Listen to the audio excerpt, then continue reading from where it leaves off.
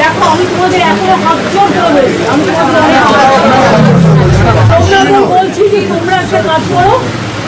আমিও কিন্তু 2 ঘন্টা তোমাদের জন্য অপেক্ষা করছি। তোমাদের প্রত্যেকে ছাতা দেওয়া হয়েছে, সামনে বসার ব্যবস্থা করা হয়েছে।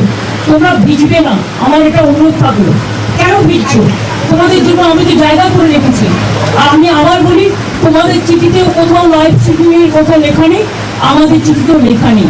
আমরা টোটালটাই রেকর্ড করে রাখছি এবং তোমাদের শেয়ার করবো আমরা মিনিটস। এবং এটা আমরা কেউই রিলিজ এখন করবো না, যেহেতু কোর্টে কেস চলছে। আমরা এটা সময় মতো কোর্টের কেসটা একটু শেষ হয়ে গেলে তোমাদের দিয়ে দেবো। তোমাদের কেউ একদিন ওয়াচ করতে পারো যে আমরা টোটালটাই রেকর্ড করবো।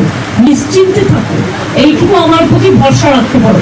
তোমাদের মিসলিড করবো না, তোমাদের কোনো করবো না। তোমরা কেন ভিড়বে? আমি 2 ঘন্টা তোমাদের জন্য দাঁড়িয়ে আমিও ভিড়ছি। আমার চিফ সেক্রেটারি, আমার ডিজি পুলিশ, আমার আইবি হেড, আমার হোম সেক্রেটারি নন্দিনী, আমরা সবাই ওয়েট করছি। তোমাদের সকলকে ছাতা দিয়েছে এই কারণে যে তোমরা যাতে না ভেজো, এবং তোমাদের বসবার জন্য পাশে অ্যারেঞ্জমেন্ট করা আছে। তোমরা অন্তত মিটিং না করে একটা চা খেয়ে যাও।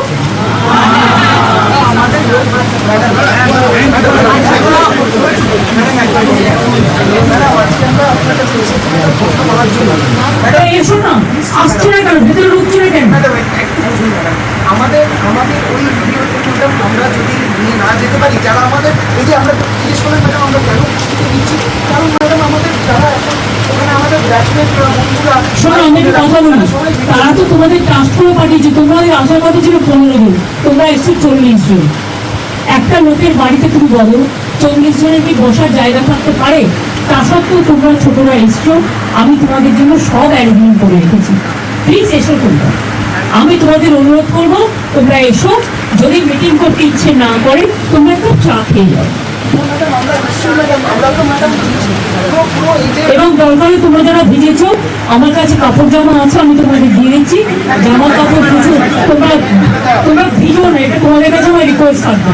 তোমরা আমার সাথে কথা বলবে বলেছিলে বলেই কিন্তু আমার ডাকা। দেখো আজকে কিন্তু অনুরোধ তোমাদের কাছ থেকে এসেছিল, কারণ আমি ওখানে যাওয়ার পর সেখানে কোথাও লাইভ স্ট্রিমিং এর কথা লেখা ছিল না, এবং আমরাও লিখিনি, তোমরাও লেখনি। সেদিনকে তোমরা লিখেছিলে। তা সত্ত্বেও তোমরা তো বুঝবে এখানে একটা সিকিউরিটির ব্যাপারও আছে। লক্ষ্মী ভাই বলে রাখো, তোমরা মানুষের স্বার্থে এসো, এবং তোমরা আমার সাথে কথা না বলতে পারো, তোমরা একটা চা খেয়ে যাও।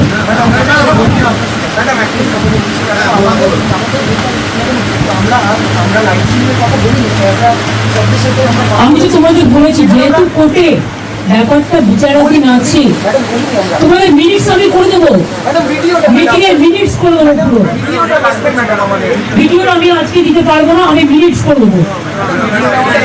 ভাই তোমরা ঠিক করো, তোমরা যদি কেউ আসতে চাও আমি সবাইকে বলবো যারা যারা আসতে চান তারা দয়া করে আসুন। তাহলে আপনারা যদি নাই এসে বাড়িতে মিটিং করেন, তাহলে আপনারা আমাকে চিঠি দিলেন কেন?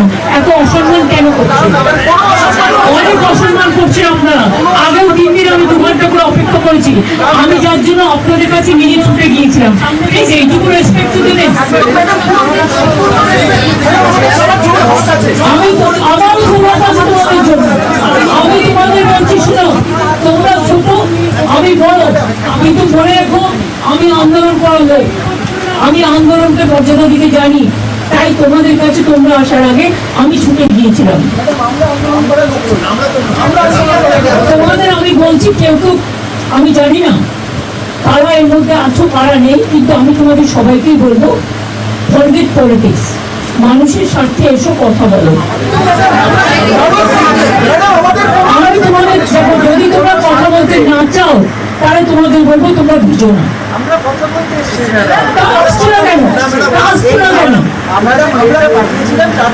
আসছো না কেন? তোমরা পুরো কথা দেখুনি।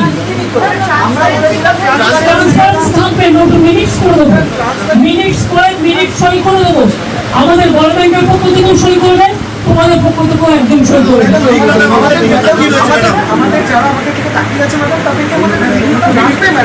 ভাই তোমাদের সব ডিমান্ড তো আমি মানতে পারি না। আমি তোমাদের আগেও বলেছি কেন আমি ভিডিও তোমাদের কাছে আজকেই দিতে পারছি না, আমি ভিডিও তোমাদের তখনই দেবো আমি সুপ্রিম কোর্ট থেকে পারমিশন নিয়ে দেবো। আমি কথা দিচ্ছি, আমি ভিডিও আমরাও কেউ ইউজ করবো না, আমরাও ইউজ করবো না, আমরা ট্রান্সপারেন্সি মেনটেন করবো। দেখো আমি তোমাদের বলি, আমি হাত জোর করে বলছি, যদি আসতে হয় প্লিজ এসো, কিন্তু তোমরা ভিজো না। তোমাদের অসুখ করলে আমার খারাপ লাগবে, প্লিজ এসো। আমরা শুনলাম ইতিমধ্যেই মুখ্যমন্ত্রী মমতা বন্দ্যোপাধ্যায় তিনি আবারও গেলেন বাড়ির সামনে গিয়ে তাদের বোঝানোর চেষ্টা করলেন